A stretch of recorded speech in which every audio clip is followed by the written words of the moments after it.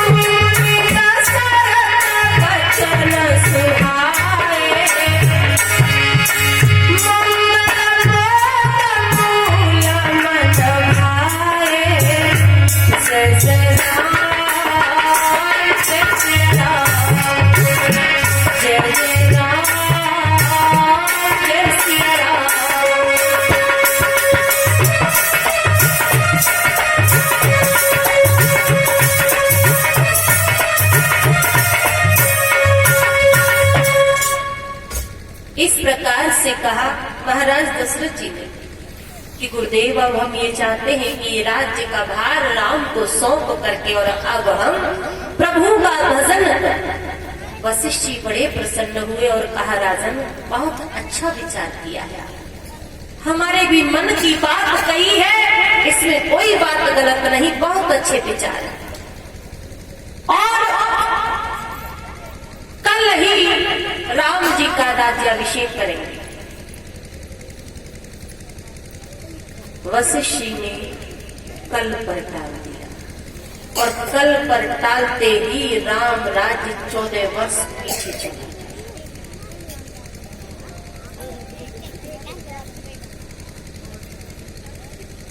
शुभ मुहूर्त वही है जिस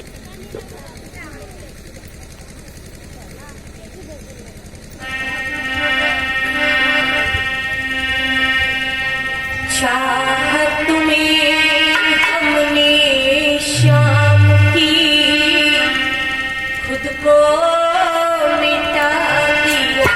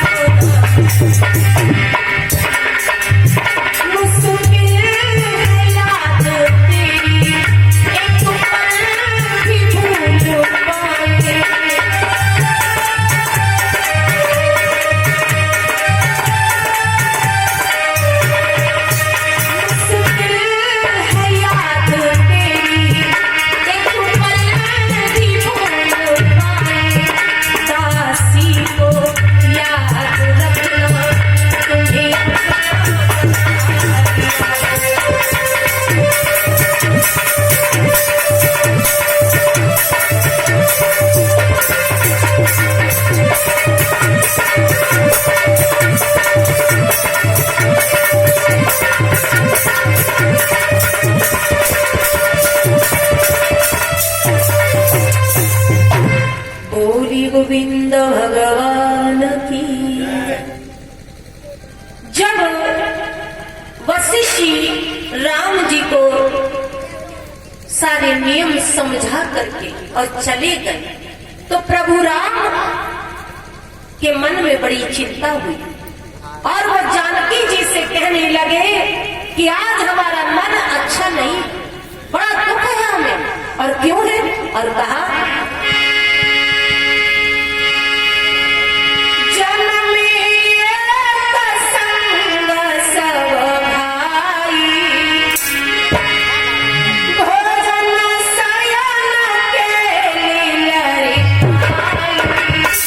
जय जय राम जय सिया राम, जय जय राम जय सिया राम।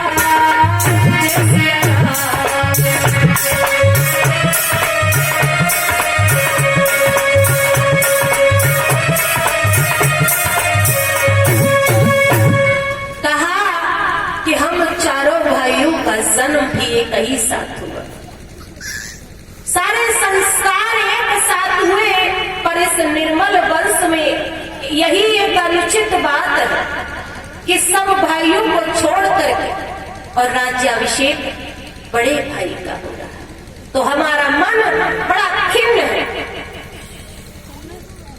इधर राम जी इस तरह से विचार कर रही है और उधर सभी देवता चक्कर में कि यदि राम राजगद्दी पर बैठ गए तो रावण मरेगा कैसे। और जो संत लाखों वर्षों तक तपस्या में लीन है सिर्फ राम के दर्शन के, तो ये सब कैसे होगा? सभी देवता मिलकर के चिंता मग्न होकर के और सरस्वती जी के पास पहुंचे। जब आप ही कुछ करो जिससे ये राम जी का राज तिलक रुक जाए, और ऐसा कुछ करो जिससे राम वन में चले जाए। सरस्वती जी कहने लगी, देवताओं देख रहे हो आज अवधवासी कितने खुश है, कोई सोने का नाम तक नहीं ले रहा। लोग अपने अपने घरों में सजावट कर रहे हैं, किस लिए? कि कल राम राजा बनेंगे। और ऐसी खुशी के मौके पर आप उन्हें दुख देना चाहते हैं? हम ऐसा नहीं कर सकते। किसकी बुद्धि हम भ्रमित करें? नहीं कर सकते हम ऐसा। सभी देवता कहने लगे, देखो यदि लाखों लोगों के खुशी के लिए यदि 1000 लोगों को दुख दिया जाए तो दे देना चाहिए, और यदि आज आपने ऐसा नहीं किया तो बड़ा अनर्थ हो जाएगा। सभी संत जो वर्षों से तपस्या कर रहे हैं राम जी के दर्शनों को पाने के लिए, वो सभी कितने दिनों से रास्ता झाड़ झाड़ के परेशान है कि मेरे राम आएंगे। और यदि राम राजा बन गए तो फिर राम वन में जाएंगे कैसे? सरस्वती जी कहने लगी कि जिसने अवध का जल पिया है वो राम के खिलाफ कैसे हो सकता है? हम पूरी शक्ति लगा दें तब भी तो नहीं होगा। क्या करें? सबने बार बार सरस्वती जी से आग्रह किया, इधर सब बड़े प्रसन्न। अब सरस्वती जी देख रही हैं कि क्या करें, किसको भ्रमित करें जो ऐसा कार्य करने के लिए तैयार हो। तो उनकी नजर गई जो कैकेयी जी की दासी थी जिसका नाम था मंथरा।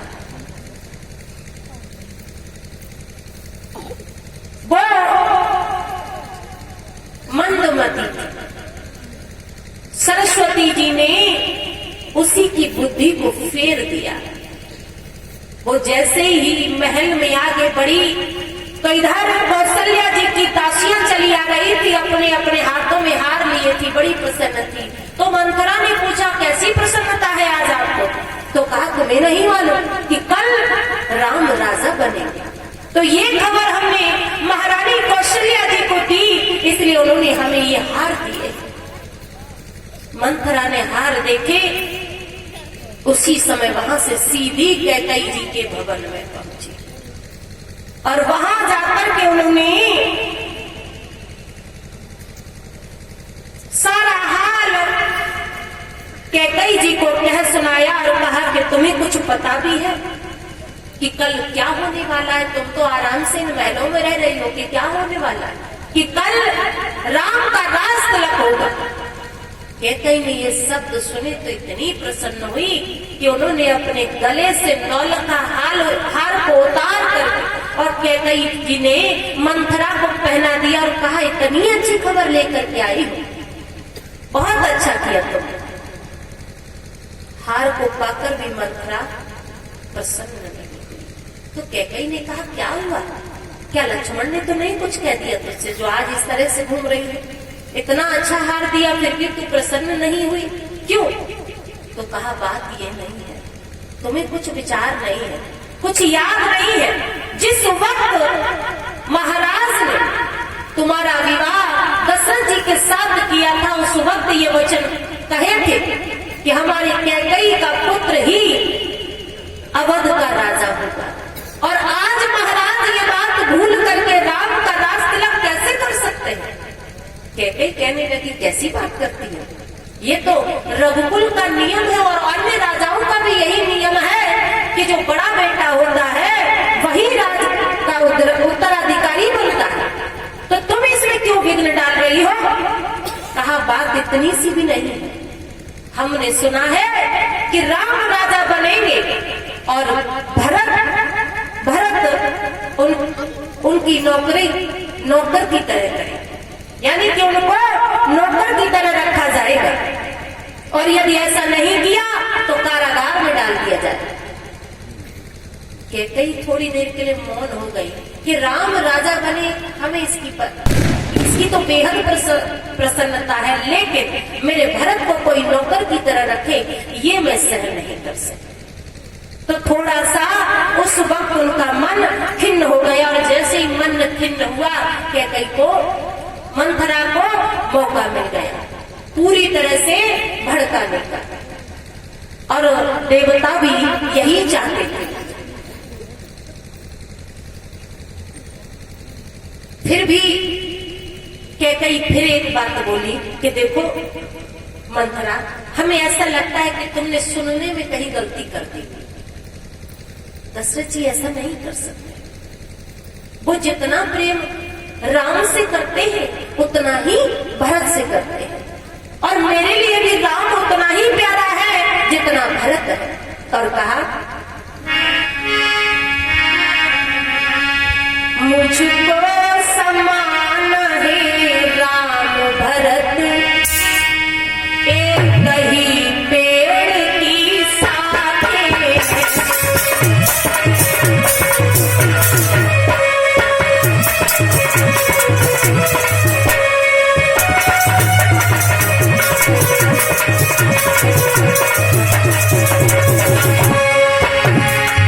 मुझको समान है राम भरत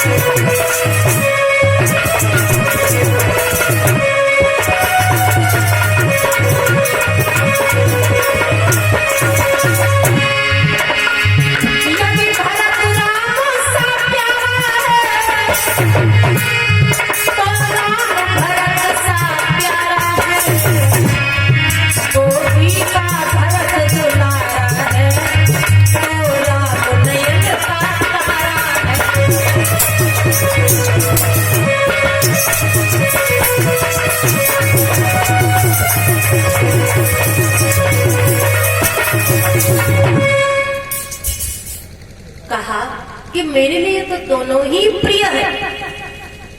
मंथरा कहने लगी कि कई तुम बहुत भोली हो, तुमने एक बार विचार नहीं किया कि महाराज इस समय ही राज तिलक क्यों कर रही हो? जब भरत ननिहाल में ये बात तो उन्हें पहले से मालूम होगी तो फिर उन्होंने भरत को बुलाया क्यों नहीं?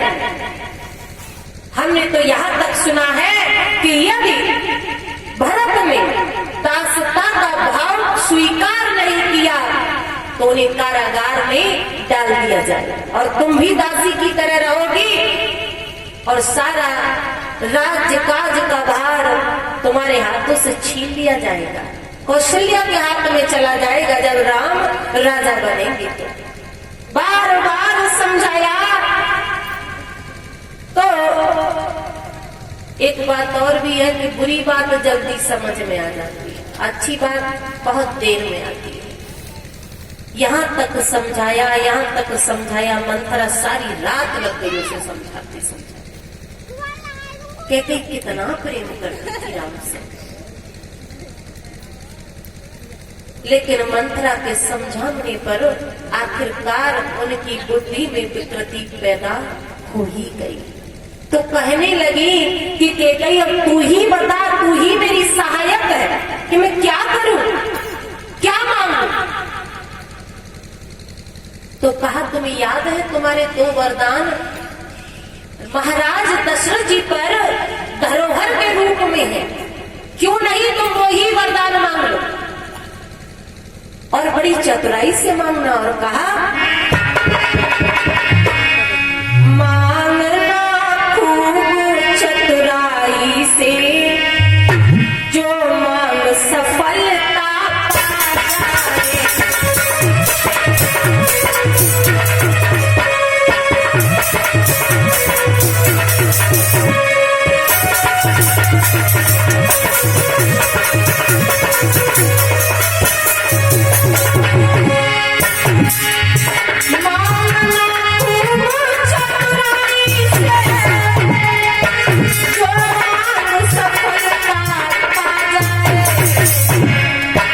उस समय मांगना जब राजा सौगंध राम की आ जाए।